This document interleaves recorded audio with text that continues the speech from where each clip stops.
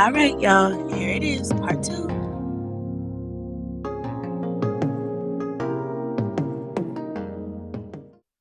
You mentioned that you were a former athlete. Mm. Where did the confidence come from? Because I know you had to have some type of confidence to achieve those things. Yeah. And then also, I had a coach that poured into me and my brother more than you could ever imagine. a mentor, if you will. Absolutely. I'll just give like a brief summary of the backstory of how he met us. He was going around different schools trying to recruit kids. We were in middle school at the time. He ended up coming to our school, but I was at home with the flu, but my brother ended up going to school. He came around after school and started handing out flyers, trying to get kids to play on his team. And he went up to my brother and he introduced himself. And my brother was like, "Oh, I have a brother. His name is London, but he's just at home sick."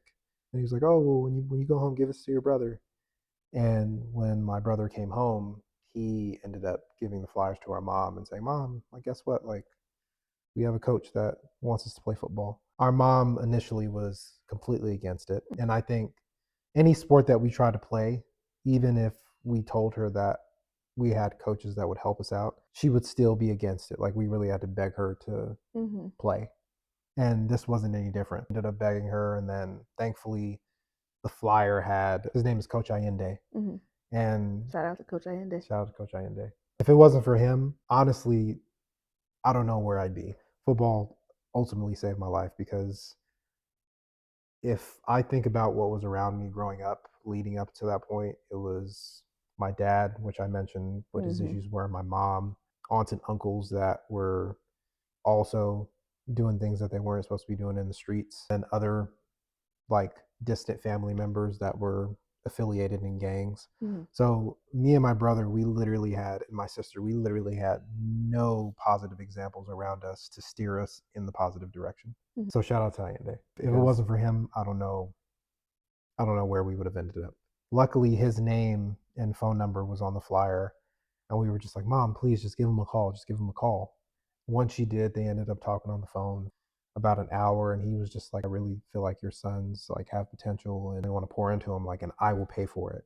And once she heard him say that out of his mouth verbatim, that's what sold him. From there, honestly, was the start of a journey that I knew I had raw talent, but I wasn't someone that jumped out of the gym. Like, I was a skinny kid that was just really fast and had no foundation around how to play the game. But from a fundamental standpoint, he created that framework around how to actually play. The biggest challenge, not even the biggest challenge, but what I embraced the most was the process of becoming better, because there was nothing else to do at home at all. There was nothing. So I put every single fiber of my being into playing football and just trying to become a master at it as best as I could. Also, we were at a disadvantage because we started late. I think because I was so steadfast and just wanted to become the best player I could be. And also, football being a way out, I put everything into it. In that, it had its pros and cons, where the better I got, the more attention I got, which was good, because now you're getting attention that you never got. It built confidence. And that was the only time in my life where I was being told I was good at something. Prior to football, there was nothing that was around me that was fueling that.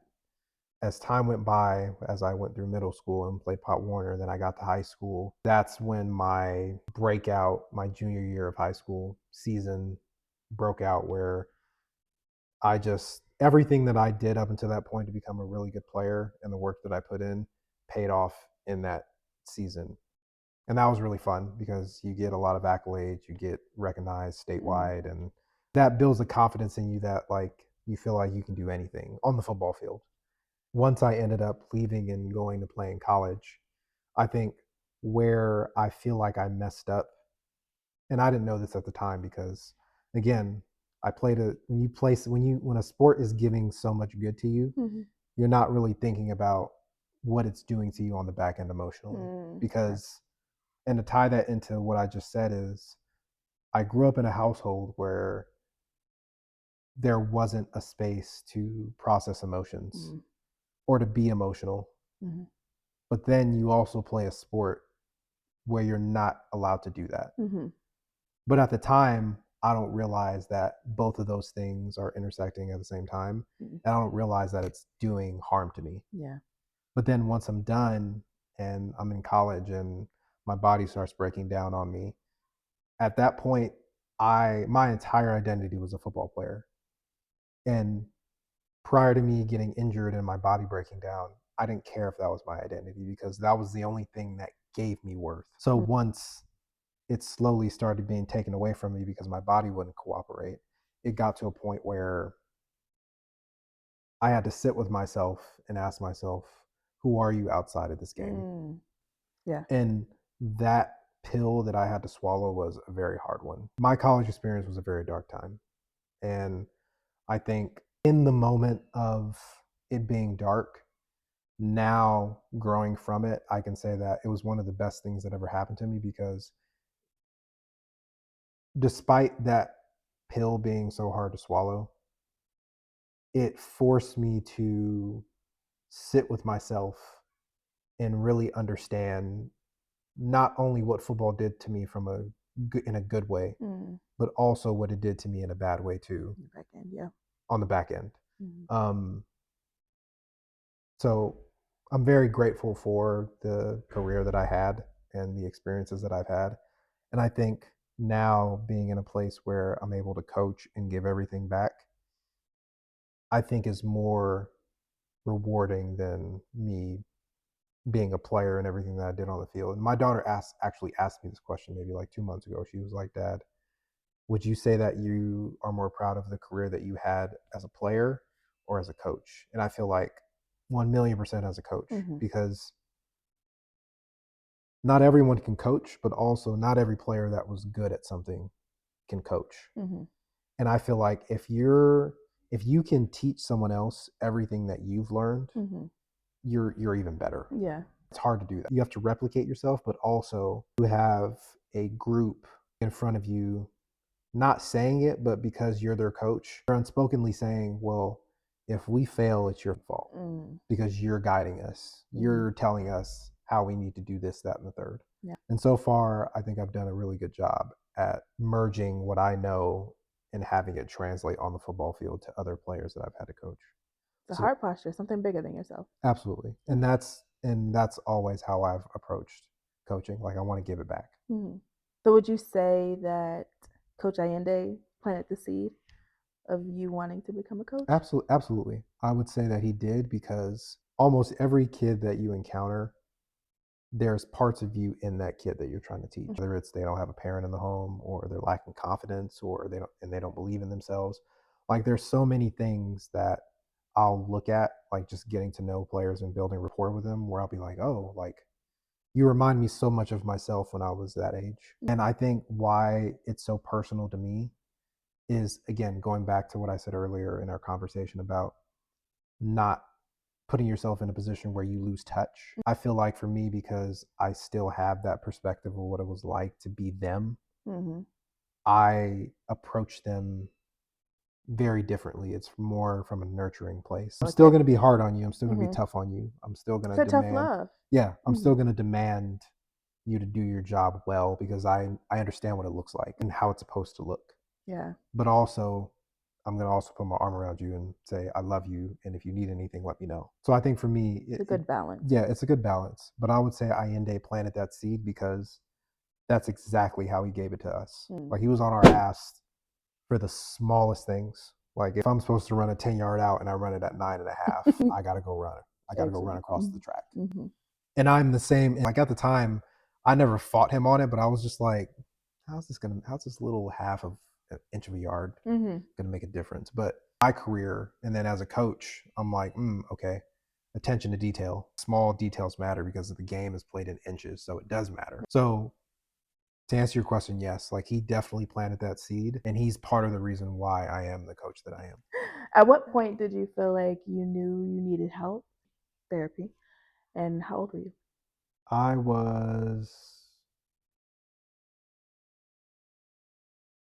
was 23 or 24. It was around the time I was in college where I felt like because football was being taken away from me, while it was devastating and because of injury. yeah, and any player that played at that level, or any sport for that matter, even if you stop playing in high school, every single person will say that if they could suit up today, they would. And usually, when you have to walk away from football, it's not on your terms. And I think for athletes, that's the worst thing, because it's also the reason why I feel like a lot of athletes have issues with identity and trying to figure out who they are after, because the game is taken from you unexpectedly. But to answer your question, I was about around 23, 24. It was around that time where I had to sit with myself and ask myself, am I going to let myself just continue to fall deeper and deeper into this hole that I'm in? And how do I get out of it? And even more so, what can I do to create a foundation around how to get out of this in the most healthy way to learn from it? And I knew that I didn't have the tools to do that on my own. So that's when I sought out therapy on campus. And I feel like for me, that was the start of my mental health journey. And I've had a therapist ever since. And I feel like my idea with therapy now is, or just in general, I feel like a lot of people only seek therapy when things are going wrong. I don't look at therapy that way. I look at therapy as, you're just another person that's helping me navigate my life. You're just another pair of eyes. Yeah. Like, I want to talk to you about the things that I'm happy about or that makes me happy, but also in the moments where life's, I want to be able to have someone that I can talk to and help me, but also like, challenge me. Like, I've never wanted a therapist that is just a yes person, Right. or is not going to challenge me to say, hey, you know what, actually, by the way, like, Reframe this way. you're Yeah. and you need to think about this differently. And I feel like it's the same way across the board. And even the friends that I want around me, or even whenever I have a serious partner, like, I want someone to be able to see around corners that I can't, because no one's perfect. Yeah.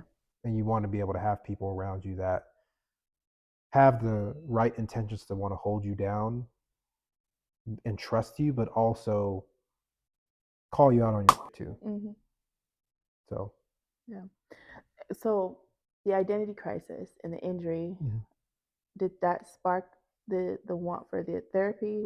How did that happen? This was after. Okay. Because before, I think it was me trying to figure it out with no toolbox. And because I didn't have a toolbox of how to process emotions, and it's crazy because I remember this like it was 10 minutes ago. Like, I was sitting there.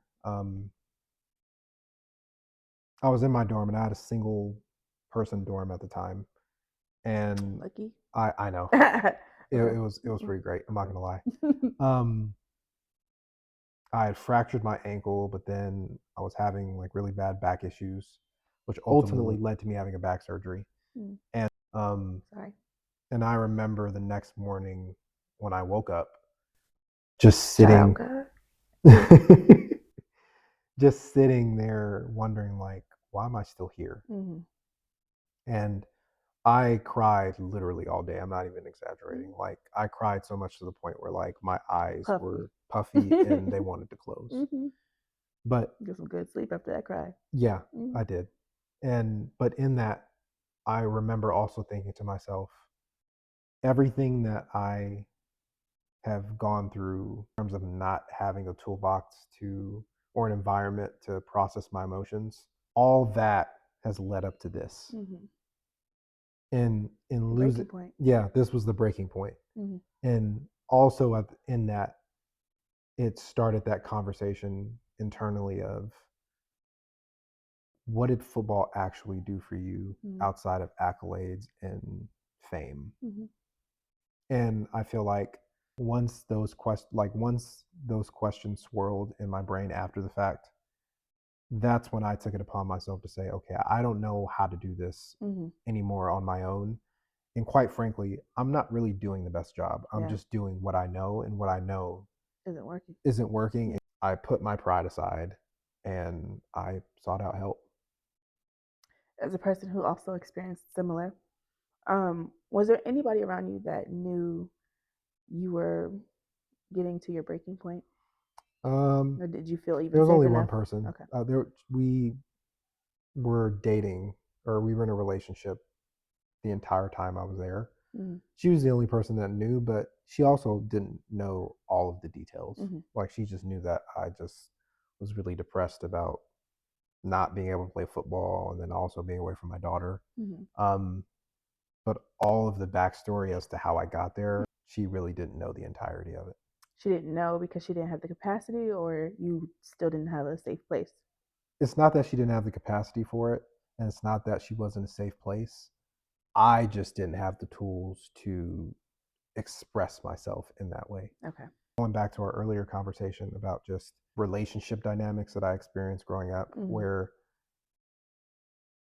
my mom and the person or boyfriends that she had, there was never a space where I saw them express how they felt about certain things to each other. Mm-hmm.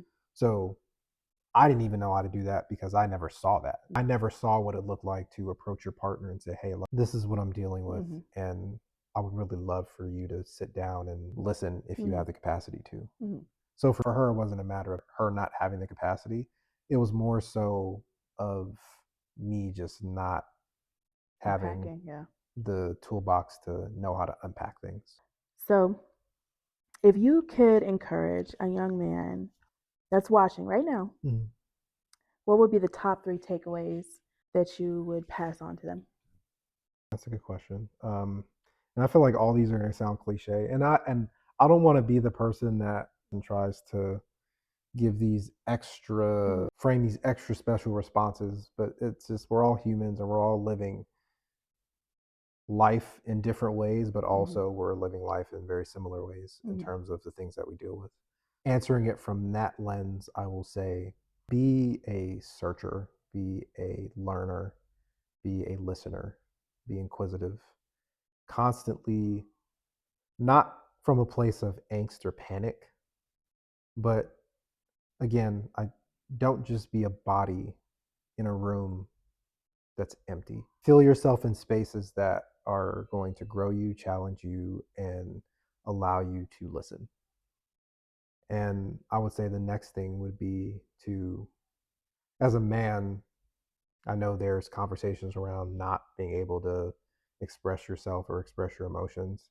As a man, you're stronger if you do, because you're making it okay for yourself and the people around you to know that, yes, can you be strong and can you be manly? Yes, you can, but also no one, God himself can't carry the weight of everything, I don't think. Or can he? I don't know.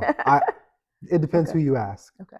I think that no one is capable of carrying everything. And I think that's why you need people around you that support you and care for you. I would say be someone that wants to be strong in whatever way that means to you. Strong looks different for everybody. Also in that, don't harden yourself too much. Say the last thing that I would say is I think this is a relationship one that I'll mention. In relationships nowadays, there's a narrative around how men are supposed to exist in relationships. I think both genders are contributing to this in a negative way, where authenticity doesn't really exist in the way that it should anymore. And I say that because it seems like dating now has motives around what it should look like. It's not really about connection anymore. It's about, well, if you take me to this rooftop restaurant on the first date, even though I don't know you, even though we know nothing about each other, but you expect me to spend all these kinds of dollars on you when we haven't even built an emotional connection for that experience to mean something.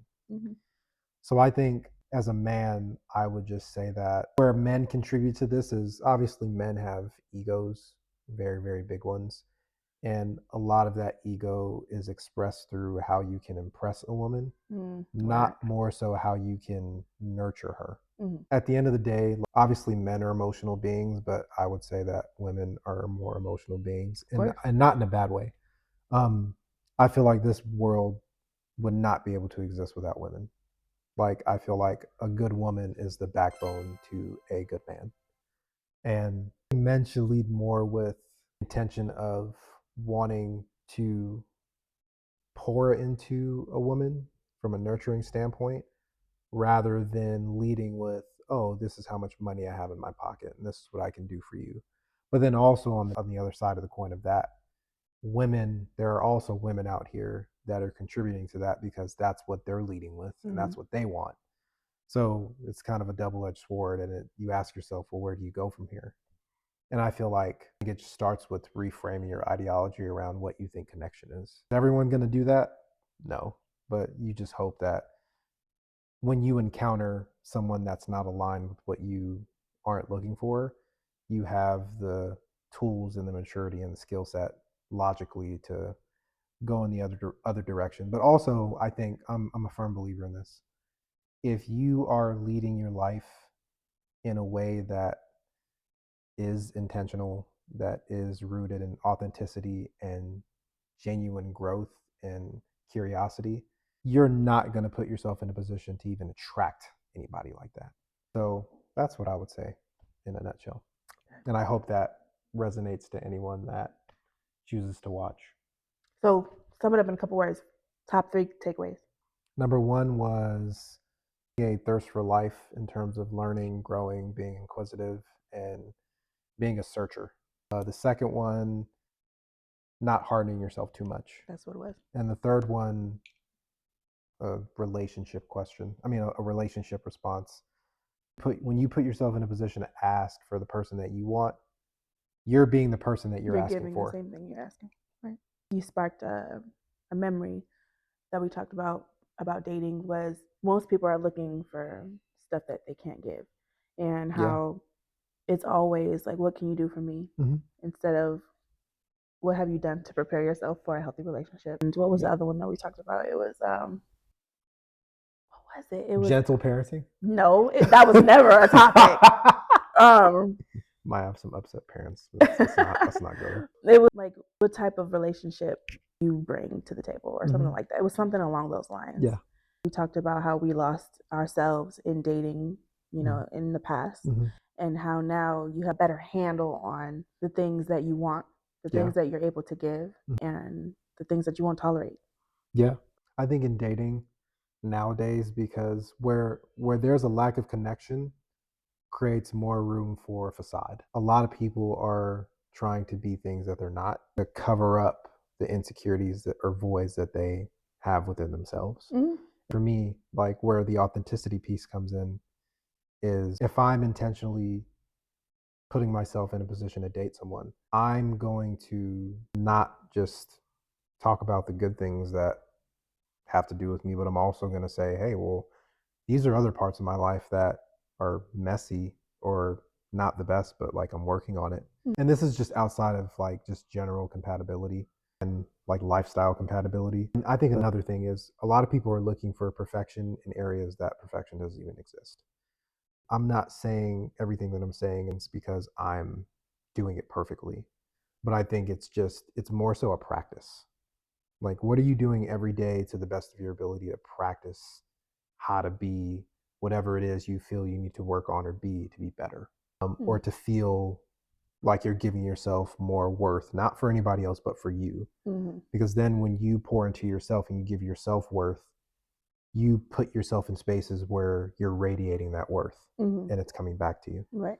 We're at a point now in relationships where people are hiding under something. It's a dangerous place, because when people do that and it doesn't work out, or people ask for things that they're not ready to give or even ready to accept, they both look at each other dumbfounded and they're like, oh, well, how didn't this work? And da da da da. And it's like, well, first of all, you guys are asking each other the wrong questions. You guys should have asked yourselves this question before you got into what you got into. Because that question is supposed to be asked before you get into something to begin with. You asking that question creates a scope and foundation internally to ask yourself, what can I realistically give, and what can I realistically not give? If you find someone that you really rock with and you guys are both going there and having those conversations.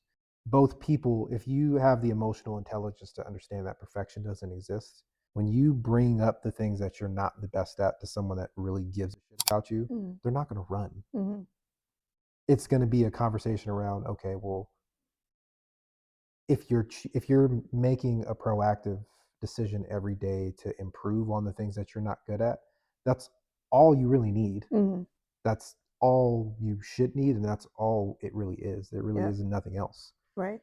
And then both people are just supporting each other to work on those things together while still maintaining a healthy amount of singular autonomy, but also bringing that together as a unit. And I say singular autonomy because you don't want to lose yourself in a relationship That's either. what we talk about. But then you also want to pour into the relationship that you're in, so you feel like you're a team. Right. So just having that balance. Good stuff. Good stuff. So since this is the Genesis Project and you're about to start a new beginning back in California, what would you say is the biggest contributing factor that would catapult you into your future that you learned here in Georgia? Yeah. I would say the biggest thing that I've learned is, despite me having imposter syndrome in the ways that have affected me, this journey being in Georgia for the year and a half that I've been here, I've realized that I need to believe in myself more than I do, because I've proven to myself being here that I can do more than I'm capable of. I always had a curiosity, a strong curiosity about doing law enforcement and getting into the academy. And at one point I thought to myself, oh, can I really see myself being in that space and actually doing it? Like, that's pretty scary. And lo and behold, like, I was the man in the arena, so to speak. I was there and doing it every single day. And I think that experience, like being in the academy alone, I feel like it makes you go to depths that you didn't know you had in you as a human, mentally and spiritually, because it's a very unorthodox way of existing, just based on how, number one, tedious it is, but also it's very specific, because you're not operating like a regular civilian on a day-to-day basis. I think for the most part, it's taught me to believe in myself more, because in moments where I was in the academy where I doubted myself, asking like, can I do this? I overcame it every time. And all it took was for me going back to the mentality that I needed to have in football, which was, this is just another down. You're on the 1 yard line and you got to get downfield. And you don't need to get downfield all in one play. Like, get 5 yards here, get 3 yards here, get 2 yards here, get 10 yards here, get 20 here, and just in increments. So I think my mental resilience and toughness, even though I feel like that's something that because I had to grow up faster than I would have liked, I feel like that this academy experience has built on that significantly. But I think the main thing again is going with my gut and instincts. I was about to say, go with your gut, right? Going with my gut instincts more, because also at the same time, and I think this is like the human part that I'll share, I think a lot of us have jobs that we don't really like, but because lives and there's things called bills and responsibilities. And I think just in this economy, we're all, I don't say all, like if you're a millionaire or you're well off, like stability, you're not really worried about that. But when, for the vast majority of us that are out here just trying to figure it out, like, you're trying to look for stability too. And I think while how can I frame this? While my experience in the academy gave me a lot of good things, I also, in my heart, knew that it got to a point where I came to the realization of maybe this department isn't for me. not necessarily ruling out that I wouldn't give it a shot again. But it not being here. Mhm. And there's just a lot of different things that happen that I won't share Yeah. that you're well aware of. Mhm. But despite things getting to this point the way that they have, I'm very grateful. I have no regrets because No regrets. no regrets at all, because a lot of people don't leave their couch. A lot of people don't leave where they're from. And I did it twice. And the times in college and now that I did it, I was, again, it came down to me just being curious and wanting to be a learner, a searcher, a grower. I wanted to challenge myself in a way that took me out of my comfort zone. Mhm. And I feel like I think this is the athlete in me and the competitor in me. Like, I'm always looking for ways to Challenge yourself. challenge myself. Mhm. But also, I think as an athlete, you also love the challenge itself too. Mhm. And I feel like moving back, I'm excited and I'm anxious, not in a bad way, more so in a good way, because I feel like this experience that I had in Atlanta is going to catapult me even more in California. Mhm. And also, I have the luxury of, like, I'm not a transplant that is moving to California. I'm from there. So even though I know a lot of people have their reservations about California and how expensive it is and all those things, and while all those things are true, it's home. Mhm. And there's a comfort factor there. So I think that also gives me even more confidence rather than somewhere that I'm not familiar with. Mhm. But I think this journey and experience has shaped me exponentially to the point where when I move back, I'm going to have even more confidence and more of a desire to want to go outside of any box that tries to get in my way. Yeah. Because I've proven to myself over and over that whenever that happens, I've moved that box out of the way. I love that. I love that. I'm excited for your journey in California. I'm sad that you're leaving, but You know where California is. You could always yeah, hop on a flight. yeah. But I'm definitely excited. I'll be bugging you to hear all the good things that's coming out of it. Well, London, that's a wrap. Thank you Mhm. for coming to the Genesis Project. You're welcome. I wish you good luck and favor on your Mhm. journey in California. Thank you. Anything else you want to say? I just want to say to Jen, thank you so much for allowing me to be on your platform and for us to have conversations about things that we've already touched on. But now I think a lot of these gems and a lot of these insightful conversations, now we've given it to everybody else to have access to. So I think that's the gift. You have something in yourself and then you give it to other people to help them. So I appreciate you creating a space where we can do that. Thank you. And I want to say thank you because we had a conversation about even doing this. Yeah. And you gave me motivation in your coach like fashion that motivated me to even just press go on this thing. Yeah. So thank you Mhm. for allowing me to flourish and have a space that was vulnerable and also gave me confidence. You're To welcome. And let it one go. thing I'll add is I know there's a there's a thing out there about people feeling like men shouldn't have a space for podcasts Why not? or you Where they do that? I don't know. You just hear things about women feeling like men shouldn't be in a space to talk Oh, maybe because Kevin Samuels. Yeah. Go ahead. because they say outlandish things Mhm. sometimes, but I feel like we also don't see enough um, spaces where there are intellectual conversations happening where a man and a woman are talking. Mhm. I think you usually see it man to man or woman to woman. Mhm. And I think a lot of the times you see that because I feel like for men, And for women, they maybe think about it as like, oh, like this is our space Mm-hmm. where we know that it won't go against the other space. Mm-hmm. And it feels sacred in a way.